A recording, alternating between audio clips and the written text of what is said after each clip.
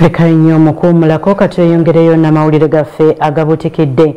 Minisita ow'ebyobulimi obulunzi n'obuvubi Frank Tumwebaze alambudde ekkolero ly'ebijimusa n'emmere erya Green Pulse ku kyalo Lwanyonyi mu ggombolola y'e Nama nga kino kiri mu district ey'e Mukono. Mukulambula ekkolero ly'ebijimusa n'emmere e Lwanyonyi mu district y'e Mukono, Minisita Frank Tumwebaze ow'ebyobulimi n'obulunzi awerekeddwako omuwandiisi ow'enkalakkalira mu Minisitule y'ebyobulimi n'obulunzi Major General David Kasula Kyomukama nga yaniriziddwa ssentebe w'ekkolero lino Hannington Kaluhanga akulira ekkolero lino Auta Therone n'abakozi n'oluvannyuma n'alambuzibwa.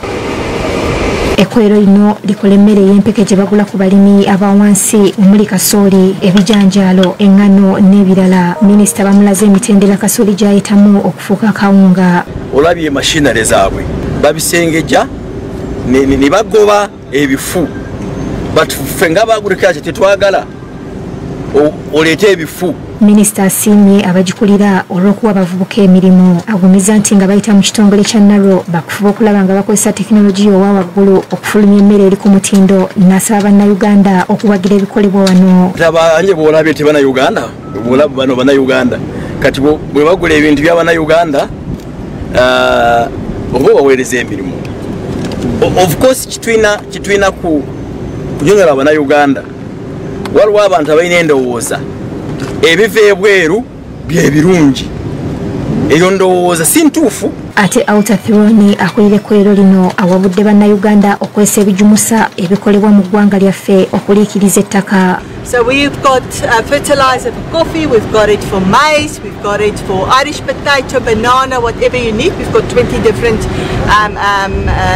crop-specific fertilizers. What we also then do is we believe in agronomy support throughout the value chain.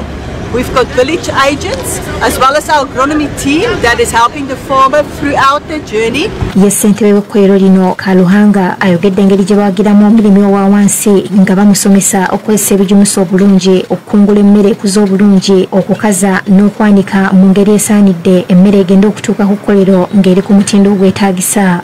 Bw'abanga agenda harvest baleme